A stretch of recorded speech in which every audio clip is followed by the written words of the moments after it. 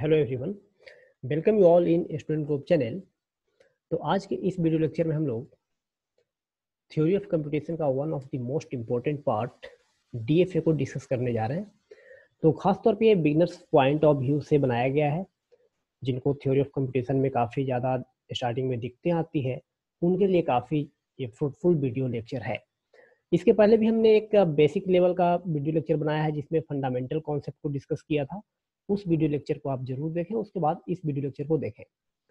तो इस video lecture का मेन ऑब्जेक्टिव होगा कि आप यदि किसी पार्टिकुलर ट्रांजिशन फंक्शन यदि दिया गया है तो उसके हेल्प से आप ट्रांजिशन मैट्रिक्स बना सकते हो।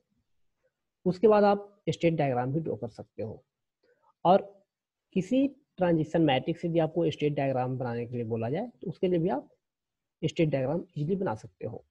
And another very important part I have discussed 4 to 5 different problem of DFA, और लैंग्वेज दिए रहेंगे, उसके कॉरेस्पॉन्डिंग हमें डीएफए बनाना होगा। तो फ्रेंड्स, आपसे मेरा रिक्वेस्ट है कि इस वीडियो लेक्चर में आप अंत तक बने रहेंगे so that concept will be clear. तो हम इसमें कोशिश करेंगे जो थ्योरेटिकल पोर्शंस है, जैसे इस स्लाइड को हम स्किप करेंगे। तो यहाँ पे हमने डिफाइन किया है ऑटोमाटा क्या है, इसका फीचर्स क्या है, तो आप इसको रीड आउट भी कर सकते हैं। तो हम यहाँ पे जनरली डिस्कस करेंगे फाइनाइट स्टेट मशीन को, जो कि दो डिफरेंट कैटेगरी में डिवाइड किया गया है। फाइनाइट स्टेट मशीन, उसको हम लोग फाइनाइट ऑटोमाटा भी बोलते हैं।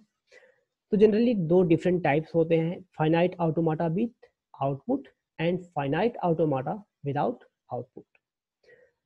So this are the some few applications of automata theory, तो भी आप देख सकते हैं।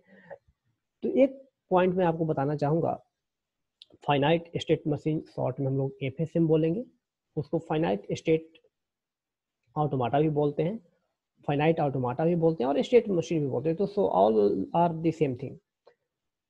खासतौर पे जब सेमेस्टर के लिए आप एग्जाम देंगे तो वहाँ पे कंफ्यूजन क्रिएट होता है। तो जब भी स्टेट मशीन हो, फाइनाइट ऑटोमाटा हो, एफएसएम हो, तो उसका डेफिनेशन आपको सेम देना है। तो हम लोग इसके जो मेन पार्ट है उसको हम कवर करेंगे। तो सबसे पहले हम देखेंगे यहाँ पे इसके जो टाइप्स होते हैं, जैसा कि आपको हमने दो बताया। तो हमने जो फर्स्ट पार्ट लिया है यहाँ पे, आप यदि किसी पार्टिकुलर स्टेट एस पे हो and you are reading some input I and this is producing some output O, इसका मतलब क्या है कि this is first type of automata और फाइनाइट ऑटोमाटा।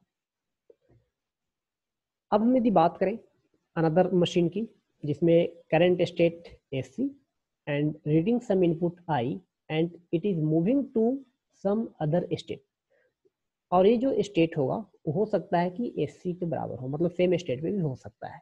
सो यहाँ पे हम लोग आउटपुट की बात नहीं कर रहे हैं। So this is another type of finite automata. तो उसके लिए हमने यहाँ पे स्लाइड लिया है। तो पहला पोर्शन है हमारा फाइनाइट ऑटोमाटा विथ आउटपुट। तो उसको भी हम लोग दो डिफरेंट कैटेगरी में बांटते हैं। First is Mealy state machine and second is Moore state machine. तो Mealy and Moore state machine को मैं आपको यहाँ पे 1 मिनट में समझाने का कोशिश करूंगा एक एग्जाम्पल के साथ, क्योंकि इस वीडियो लेक्चर का मेन मोटिव है डिटर्मिनिस्टिक फाइनाइट ऑटोमाटा को कवर करना। तो हम लोग चले यहाँ पे देखें कि मिली स्टेट मशीन क्या है एंड मूरे स्टेट मशीन क्या है। तो यहाँ पे हमने दो स्टेट डायग्राम भी लिया है।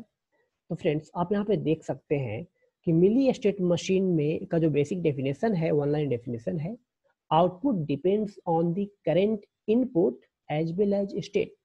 बट मूरे स्टेट मशीन का मतलब यह है कि output depends on the current state only, क्योंकि मैंने आपको अभी बताया फाइनाइट ऑटोमाटा का दो different type, finite automata with output. हम लोग ये विथ आउटपुट की बात कर रहे हैं, दैट इज द रीजन यहाँ पे आउटपुट की बात किया जा रहा है। So output depends on the current state only. तो यदि मूरे स्टेट मशीन को पहले आपको मैं बताऊं तो यहाँ पे दो डिफरेंट स्टेट है। इसका मतलब क्या है कि स्टेट है तो आउटपुट भी यहाँ पे होगा, मतलब output depends on the current state. तो यदि क्यू नॉट पे है तो उसका आउटपुट क्या है, 0 है। यदि Q1 स्टेट पे है तो आउटपुट क्या होगा, 1 होगा। एंड यहाँ पे ट्रांजिशन दिए गए हैं कि ए के साथ क्यू नॉट स्टेट पे ही रहेगा, बी के साथ Q1 स्टेट पे ट्रांजिशन हो रहा है। बट यदि हम बात करें मिली स्टेट मशीन की, तो यहाँ पे क्या है कि आउटपुट जो है स्टेट पे भी डिपेंड करता है एज वेल एज इनपुट पे भी, current input as well as current state. तो Q नॉट पे आप हो some input 0 is coming, then it is producing some output 0 here. Similarly आप Q0 स्टेट पे हो, 1 को रीड करने के बाद 0 प्रोड्यूस कर रहा है and moving to the Q2 state. तो यहाँ पे 1/0, तो फर्स्ट पार्ट क्या है, इनपुट पार्ट, सेकंड पार्ट क्या कहलाता है, आउटपुट पार्ट. तो यहाँ पे देख पा रहे हैं जब ऐसा सिचुएशन हो, ऐसा मशीन हो, तो उसको हम लोग बोलेंगे मिली स्टेट मशीन, और इस तरह का यदि मशीन हो तो उसको बोलेंगे मूरे स्टेट मशीन. अब हम यहाँ पे बात करेंगे फाइनाइट ऑटोमाटा का.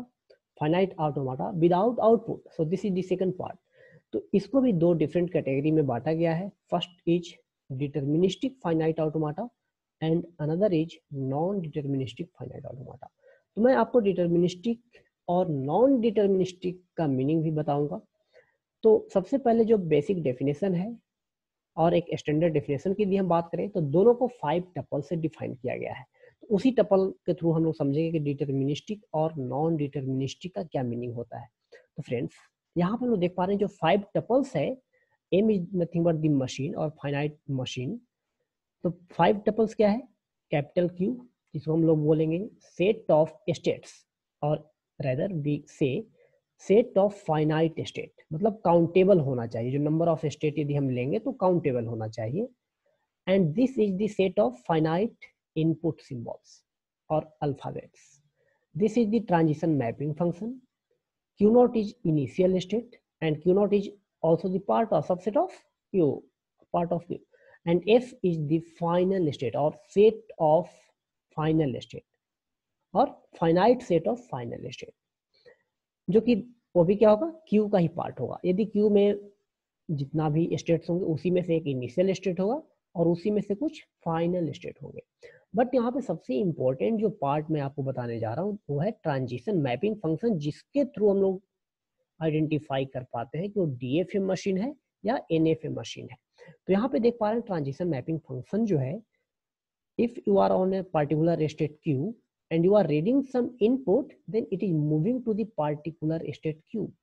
बट यदि हम बात की, इसका मतलब क्या हो, डिटर्मिनिस्टिक है कि आप एक स्टेट पे हो और उस स्टेट से एक इनपुट को रीड करने के बाद किसी एक स्टेट पे जाओगे. बट नॉन डिटर्मिनिस्टिक का मतलब क्या होगा कि एक इनपुट को रीड करने के बाद, मतलब सेम स्टेट पे हो, आप उस स्टेट पे एक इनपुट को रीड करते हो तो आप कहीं भी जा सकते हो, मतलब बहुत डिफरेंट स्टेट पे भी जाया जा सकता है. That is the meaning of non deterministic. तो उसको हमने इस तरीके से लिखा है. And another part you must remember epsilon और null symbol also included in non deterministic machine, but in case of deterministic machine null is not considered. आप नल इनपुट नहीं ले सकते हैं. मतलब नल इनपुट करने का मतलब ये हुआ कि ट्रांजिशन हम लोग नल इनपुट के साथ भी कर सकते हैं. And it is moving to many state, here 2 to the power Q state.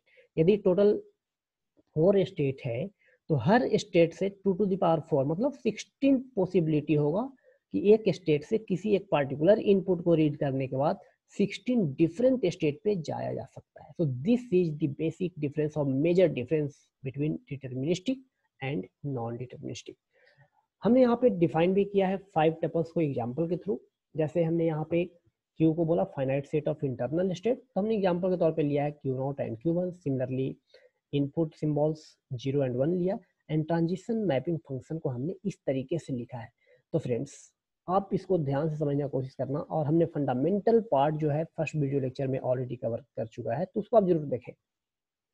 तो इसको आप समझने की कोशिश करें कि कैसे लोग ट्रांजिशन फंक्शन लिखते हैं. तो यहाँ पे ट्रांजिशन लिखा गया है Q0, 0. इसका मतलब क्या है कि Q0 is the part of Q and 0 is the part of input symbol, summation symbol, right. And here Q1, तो Q1 is the part of Q जो राइट साइड में दिया गया है. तो इसका मतलब क्या हुआ कि आप किसी एक स्टेट पे हो, किसी एक इनपुट को रीड कर रहे हो और किसी एक स्टेट पे जाओगे. तो यहाँ पे 2 स्टेट Q0 एंड Q1 जो लिया गया है और 2 इनपुट सिंबल 0 and 1 है, तो उसके लिए हमने यहाँ पे ट्रांजिशन डिफाइन किए. हर स्टेट से 2 डिफरेंट जो भी इनपुट दिए गए हैं 0 and 1, उसके लिए हमने यहाँ पे डिफाइन कर दिया. अब यहाँ पे क्वेश्चन ये अराइज होता है कि यदि ऐसा ट्रांजिशन फंक्शन दिया रहेगा तो हम लोग स्टेट डायग्राम कैसे बनाएंगे. तो स्टेट डायग्राम क्या है, पिक्टोरियल रिप्रेजेंटेशन है और ग्राफिकल रिप्रेजेंटेशन है. तो हम देखें कि यहाँ पे Q0 से हम लोग Q1 पे कैसे पहुंच रहे हैं 0 को रीड करने के बाद. तो और क्यू नॉट से हम लोग क्यू नॉट पे ही है, मतलब सेम स्टेट पे है 1 को रीड करने के बाद। उसी तरह से Q1 के लिए यहाँ पे देख सकते हैं। तो इसका मैं यहाँ पे आपको स्टेट डायग्राम दिखाना चाहूंगा। तो यहाँ पे क्या है कि क्यू नॉट स्टेट पे 1 को रीड करने के बाद कहाँ पे है, Q1 स्टेट पे ही है। तो ट्रांजिशन मैपिंग फंक्शन में भी आप देख सकते हैं। लेकिन क्यू नॉट स्टेट से 0 को रीड करने के बाद हम लोग कहाँ पे मूव कर रहे हैं, Q1 स्टेट पे, तो जो कि ट्रांजिशन में यहाँ पे डिफाइन किया गया है। उसी तरह से यदि हम बात करें transition function of Q1 after reading 1 it is going to Q0 state. तो यहाँ पे आप देख सकते हैं कि Q0 स्टेट पे 1 को रीड करने के बाद Q1 स्टेट Q0 स्टेट पे जा रहा है। तो ये हमारा सिंपल वे होता है कि किसी भी ट्रांजिशन से यदि स्टेट डायग्राम बनाना हो तो कैसे बनाएंगे। हमारा फोर्थ टपल है Q0 जो इनिशियल स्टेट है, that is the element of Q। तो हमने Q0 इनिशियल स्टेट को हम लोग इस तरीके से रिप्रेजेंट करते हैं। यहाँ पे एरो डिफाइन कर रहा है, ये रिप्रेजेंट कर रहा है कि इनिशियल स्टेट है। उसी तरह से F क्या है हमारे पास, सेट ऑफ फाइनल स्टेट। तो हमारा जो फाइनल स्टेट होगा हम लोग डबल एरो से डबल सर्कल से डिनोट करते हैं। तो जहाँ भी डबल सर्कल, जैसे यहाँ पे Q0 क्या है, initial state as well as final state, तो हमें यहाँ पे इंक्लूड करना चाहिए था एरो का सिंबल।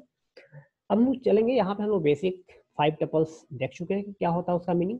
तो अब हम लोग यहाँ पे कुछ थ्योरेटिकल कॉन्सेप्ट भी लिए गए हैं, तो इसको आप स्नैपशॉट लें या फिर पॉज कर आप रीड आउट कर सकते हैं। I am going to skip those parts. अब यहाँ पे सबसे इंपॉर्टेंट पार्ट ये है कि फाइनल स्टेट का क्या मीनिंग है। तो फ्रेंड्स, आप जब किसी भी लैंग्वेज को एक्सेप्ट करवाते हो किसी मशीन द्वारा और डीएफए मशीन द्वारा, तो लैंग्वेज में क्या होगा कि बहुत सारी स्ट्रिंग जनरेट हो सकते हैं। तो आप कैसे कमेंट करोगे कि पार्टिकुलर स्ट्रिंग जो है पार्टिकुलर मशीन और डीएफए द्वारा एक्सेप्ट किया गया है नहीं। तो पार्टिकुलर स्ट्रिंग को रीड करने के बाद, स्कैन करने के बाद यदि फाइनल स्टेट पे हॉल्ट करता है तो उसको हम लोग बोलते हैं कि वो एक्सेप्ट कर लिया गया। यदि फाइनल स्टेट पे हॉल्ट नहीं करता है तो वो एक्सेप्टेबल नहीं कहलाएगा। तो इसका भी मैं आपको एग्जांपल के थ्रू बताऊंगा। तो यहाँ पे हमने एक एग्जांपल लिया है, इसमें हम यहाँ पे डिस्कस किए हैं कि यदि मशीन दिया गया है और मशीन में यहाँ क्या 5 टपल्स को डिफाइन किया गया है। क्यूब में 2 element Q0 and QF, so this is the finite set of state. Input symbols 0 and 1 जो कि अगेन फाइनाइट सेट है। Transition Q0 is initial state and QF is final state. तो transition का यहाँ पे डिफिनेशन लिखा गया है कि transition from Q0 state after reading 0 it is going to Q0 state. तो फ्रेंड्स, हम डीएफए की बात करते हैं तो डीएफए में यहाँ पे हमको ये भी ध्यान देना चाहिए कि टोटल नंबर ऑफ ट्रांजिशन कितना होगा यदि number of states and number of input symbol पता है। तो Q0 स्टेट के लिए क्या होगा, 2 ट्रांजिशन होगा, 0 एज वेल एज 1 के लिए। उसी तरह से QF स्टेट के लिए भी 2 ट्रांजिशन होगा, एक 0 इनपुट के लिए, दूसरा 1 इनपुट के लिए। तो 4 टोटल ट्रांजिशन होगा। तो यहाँ पे हमने 4 टोटल डिफरेंट या 4 ट्रांजिशन हमने यहाँ पे लिया है। तो इससे यदि ट्रांजिशन मैट्रिक्स बनाना हो तो कैसे बनाएंगे, तो बहुत ही सिंपल है। हमने यहाँ पे ट्रांजिशन मैट्रिक्स बनाया इसके लिए, तो आपको मैं समझाऊंगा कि कैसे हमने बनाया है। तो फ्रेंड्स, जो इनपुट सिंबल्स दिए गए हैं उसको फर्स्ट रो में रखेंगे। तो इनपुट सिंबल क्या है, 0 एंड 1, तो 0 एंड 1।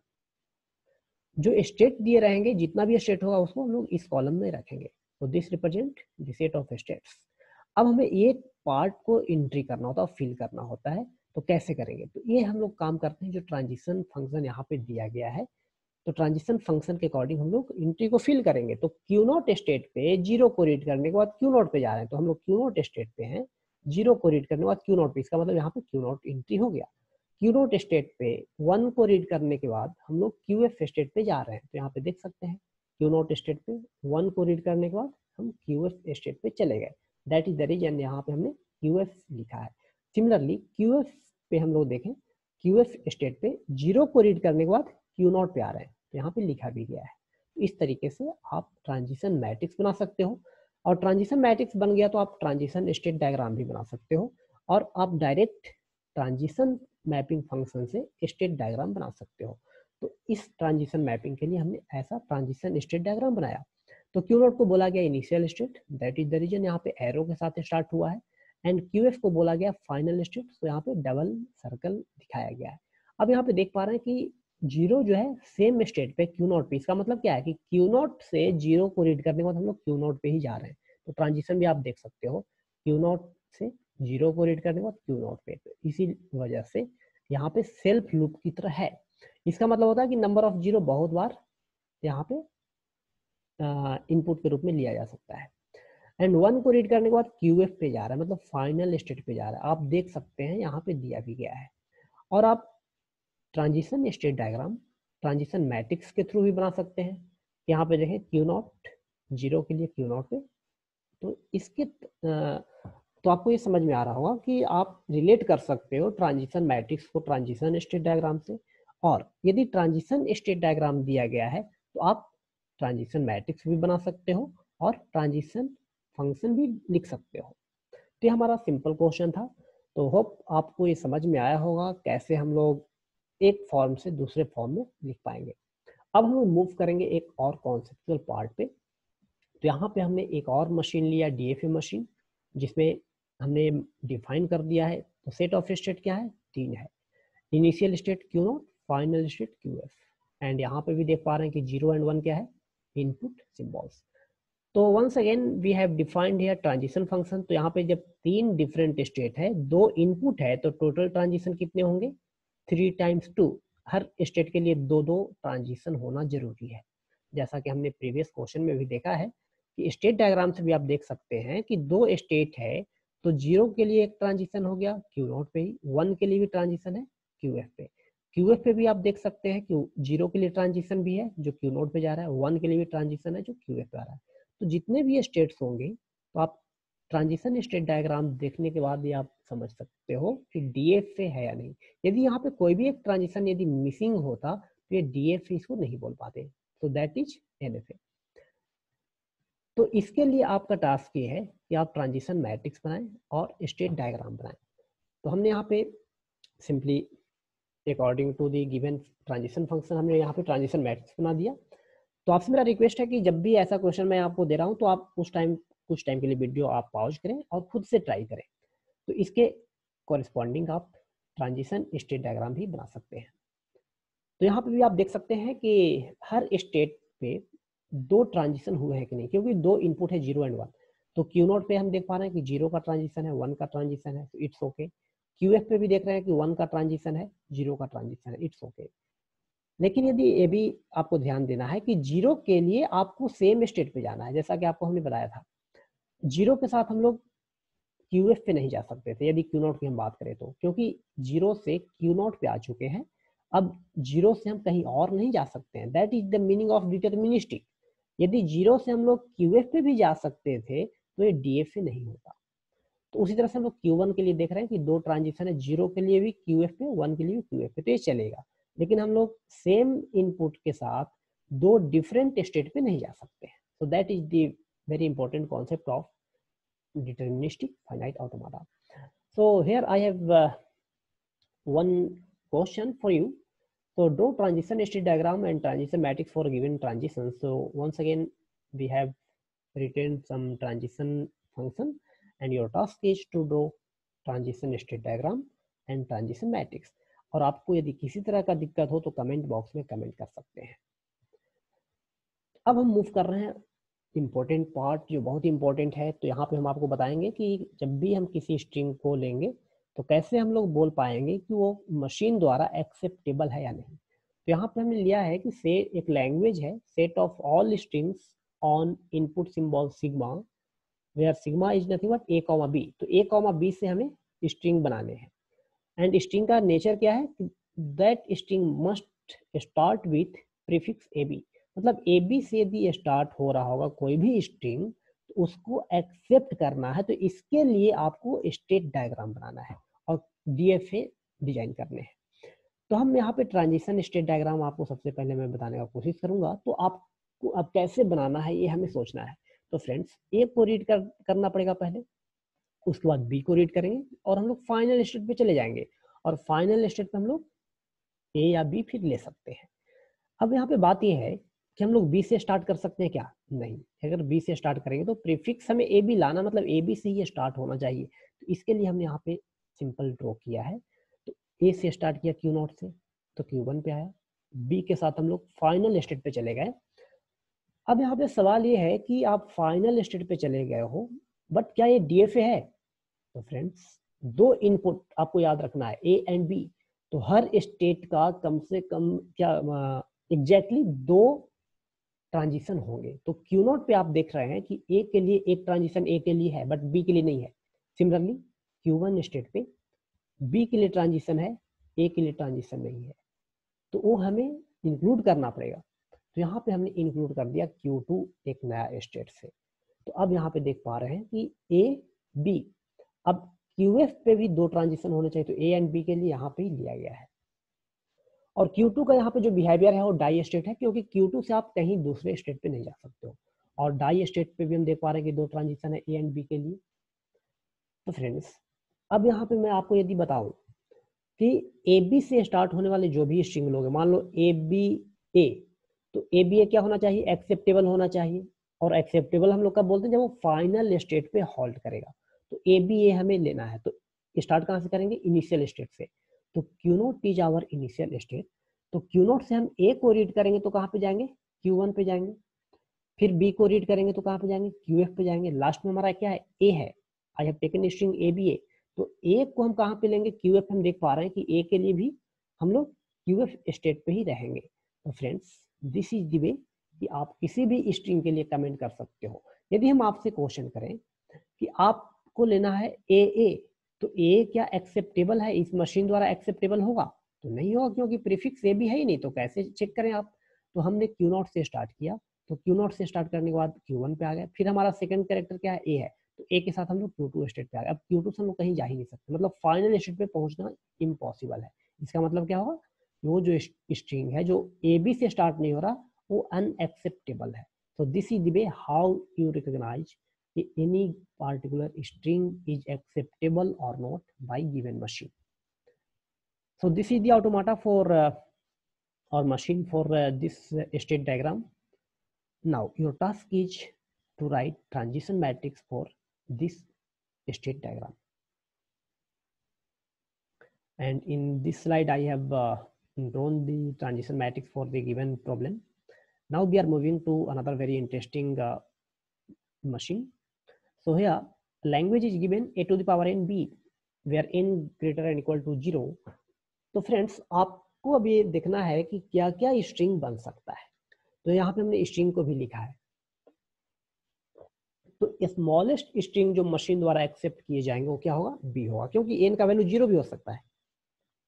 यदि n का वैल्यू 1 होगा तो ए बी होगा, n का वैल्यू यदि ज्यादा होगा तो उस तरीके से स्ट्रिंग बनता जाएगा। तो मशीन आपको ऐसा बनाना है कि सारे स्ट्रिंग को एक्सेप्ट करेगा। तो हमने यहाँ पे इसके लिए भी मशीन बनाया। तो अभी भी क्या है, अधूरा है, क्योंकि QF पे हमने ट्रांजिशन ए एंड बी के लिए लिया नहीं है। अब यहाँ पे ये ध्यान देने वाली बात है कि बी, अगर सिंपल बी की बात करें, क्यों हम ऐसा किए कि ए का लूपिंग यहाँ पे कर दिया एंड बी को हम लोग फाइनल स्टेट पे पहुंचा दिए, क्योंकि सिंपल यदि बी ले तो भी एक्सेप्टेबल होना चाहिए। अब ए एंड बी का ट्रांजिशन हम लोग QF पे कहाँ पे करें, यदि हम सेल्फ लूप लगा दें तो फ्रेंड्स बी के बाद और भी जनरेट होगा, जो को ऐसा करना नहीं है। हमें करना क्या है, बी लाना है, बस सिंगल बी लाना है। बी के बाद कोई भी स्ट्रिंग नहीं आना चाहिए। बी के पहले बहुत सारा ए आ सकता है, तो हमने बहुत सारा ए ले लिया एंड बी। इसका मतलब है कि जो QF पे ट्रांजिशन होगा ए एंड बी का, वो डाई स्टेट के रूप में होगा। तो जैसे कि यहाँ पे आपने लिया, तो Q1 क्या है, डाई स्टेट है, एंड डाई स्टेट पे भी आप ए एंड बी का ट्रांजिशन दिखा सकते हो।